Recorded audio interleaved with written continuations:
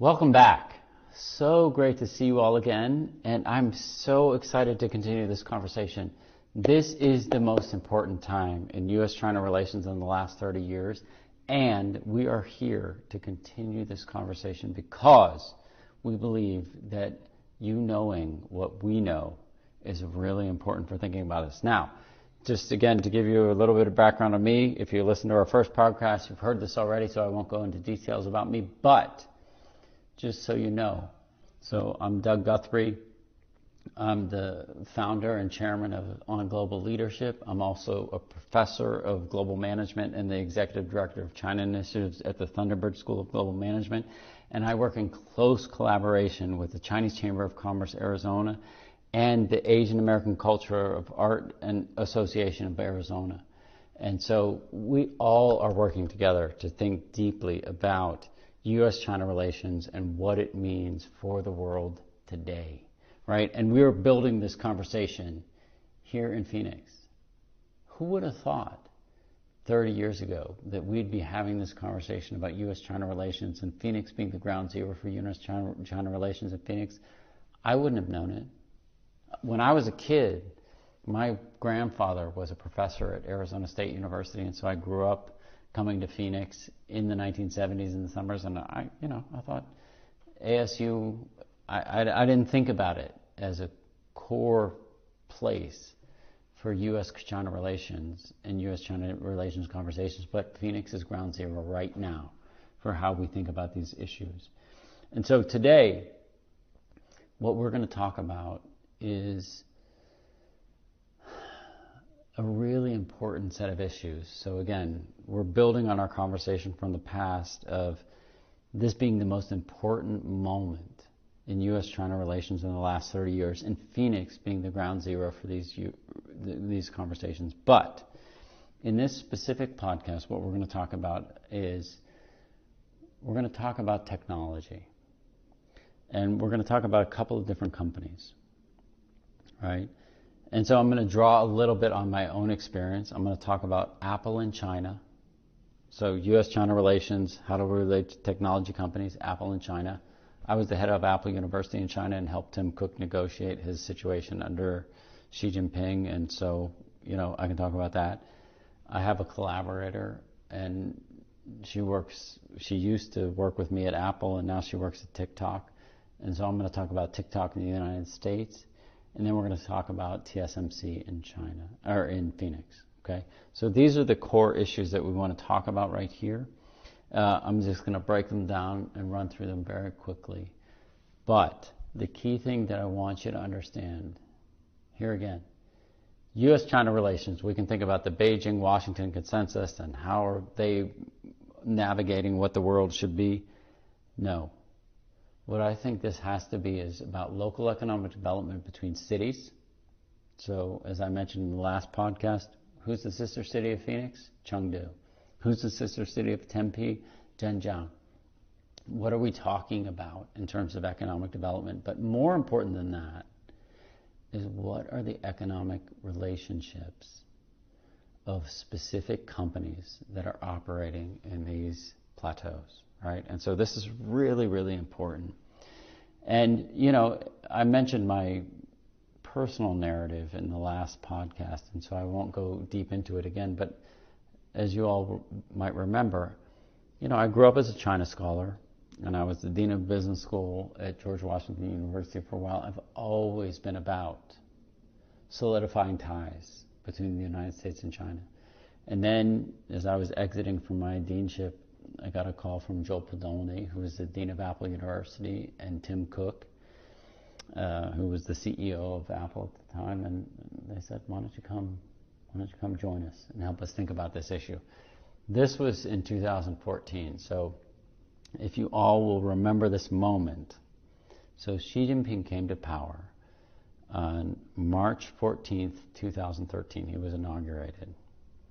March 15th, 2013 was Consumer Day. And which company was called out? Apple. Right? So CCTV kind of made the claim that Apple's a bad player, bad behavior, blah, blah, blah. And most of the Apple executives at that time, I thought, they sort of dismissed it. They said, like, okay, we modified our issues, we dealt with it, we're fine. But as I was watching this, and this was, right before I started getting the calls and was in conversation with Joel Pedoni and Tim Cook, I thought something was wrong. I thought they weren't getting it, right? And so when I was leaving my deanship and I was trying to figure out what I was going to do next, I said, okay, send me to China. I'll work with you guys. I'll think about this. And this was a really, really important moment because it helped me understand, as somebody who's studied manufacturing supply chains and studied joint venture relationships, it helped me understand what it meant to think about Apple's presence in China, and particularly its presence in the Hu Jintao Wen Jiabao era. So this is an interesting thing about Apple. So Apple entered China in 2001, right? And I think, just for the record, I think Tim Cook is a business genius. The reason Apple is the most profitable and most valuable company in the world, Steve Jobs, love his vision, amazing, but it's not because of Steve. It was because of Tim. This guy's a genius. And he is the person who took Apple into China. And he took Apple into China in 2001 under Hu Jintao and Wen Jiabao. And so he saw it. He was an ops specialist. And my God, like, this guy understood the world. He was amazing. And so when I joined Apple, I was like, I was somebody who studied joint ventures and manufacturing supply chains in China, and I was suddenly under the person who was the greatest genius in the world in manufacturing supply chains, right? And so Tim built Apple's presence in China under the manufacturing supply chain. But when people like J.D. Vance and others say, oh, my goodness, China's stealing our jobs because of cheap labor, that's not what's happening. What's happening in China is that China has built the most sophisticated manufacturing supply chains by investing in industrial clusters and building a intellectual, and it's sort of a sub-tier intellectual manufacturing supply chain of managers who are operating in the manufacturing supply chain that manage the migrant labor force. It's an amazing system. What they've done is amazing, right? And so, I think that China deserves credit for that.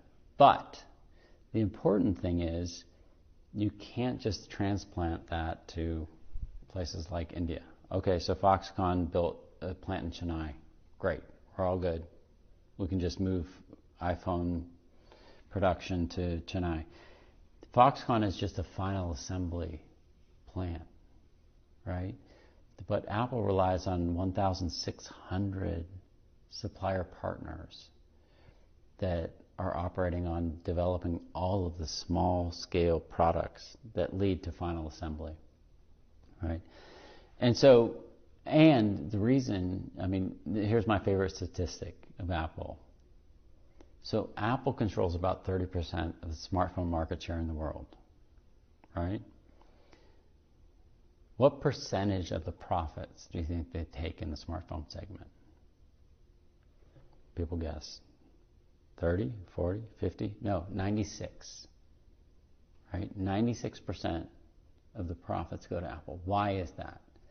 That's because what Apple has developed in China is they've built these industrial clusters that are all tied to competing for Apple supply chain managers on building very effective and efficient manufacturing supply chains.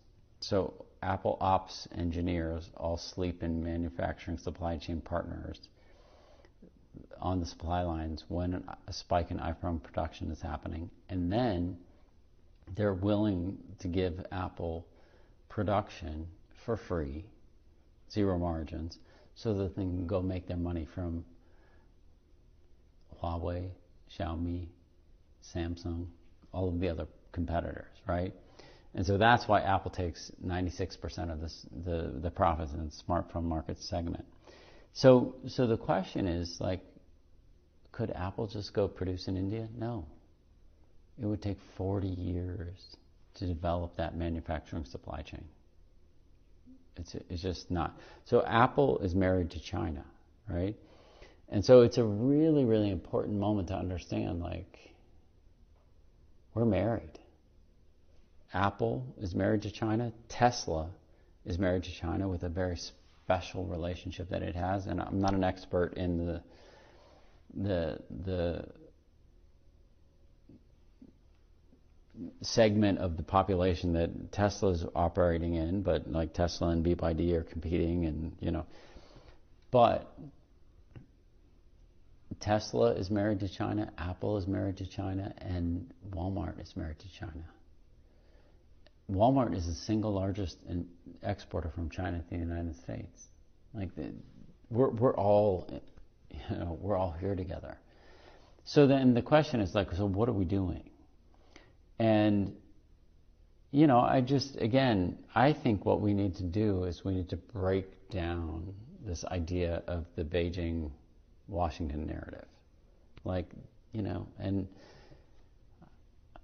I'll just say personally, it's a little embarrassing for me when people like Janet Yellen go over and give a speech in Guangzhou and like wave her finger and say like, oh, you're dumping products, like, you're oversupplying the world market. If you look at the data on what China has done innovatively, but also in terms of supplying the world market in photovoltaic arrays and solar panels, China has done more than any other country in the world, including the United States, in developing the intellectual and industrial supply chains around these issues. And so I'm just, I'm very bullish on what China has done, but I want the United States to eat a little bit of humble pie and think like what we need to do in being clear on these issues. Okay, so that's Apple in China and photovoltaic arrays. TikTok in the United States. This is a complicated issue, right? So there are lots of people who are claiming that ByteDance is owned by the Chinese government. It's not. ByteDance is 60% owned by foreign investors. Probably, I don't know, haven't seen the numbers recently, but about 40% owned by Sequoia Capital, right? Like, this is not a Chinese company. This is a company that is heavily invested by U.S. investors, right? And so the idea that suddenly, oh my goodness, TikTok is creating all of this data and flowing that data back to the Chinese government so the Chinese government can influence what we're doing in the United States, to me it's just ridiculous. I'm stunned that that's the narrative. However, what I think needs to happen is that companies like TikTok and Huawei, they have gotten onto the Washington think tank approach and lobbying approach, and I don't think it's the right approach. What I think these companies need to do is they need to be more investing in local governments like Phoenix, like ASU, and being thought leaders in these areas. And so yes, it's true that companies like TikTok are influencing many, many millions of 13-year-olds around the world, but the important thing is that they are engaging in a way that is responsible, and they're not feeding this data back to the Chinese government. I just don't believe it. I know a number of people in that space, and I just think it's not right. The final piece that I'll mention here is TSMC in Phoenix. Again, this is probably the most important industrial development in the world right now, right? So like if you think about chip manufacturing and like where that's happening, we have Apple in China, and that's really important. We have social media flowing from China to the United States, and that's important. And then we have the semiconductor industry. Wow. And what TSMC is doing. I'm not an expert in microchips, right? But the fact that TSMC is here, the fact that Intel is here, the fact that NVIDIA is thinking about being here, these are major moments for all of us. And so I think it's just a really important time. And so I want us to all think about, like, you know, these are the big questions, the big companies, right? Like Apple in China, TikTok in the United States, TSMC in Phoenix, like, wow. And this is a good moment, right? Like, let's think about U.S. China relations not as the Beijing-Washington consensus, but like Kate Gallego and, you know, whoever she's working with in China. Like, wow, this is a great moment, and let's all put our heads together and think about how to make this the best moment in the elevation of U.S. China relations. Thank you. So in the next part, I'm going to talk about tariffs. I get so upset when we think very superficially about tariffs, and it's going to be a shorter segment, but I want to talk a little bit about what it means for thinking about U.S. China relations. And in segment 4, I'm going to talk about cultural exchange. Thank you. See you next time.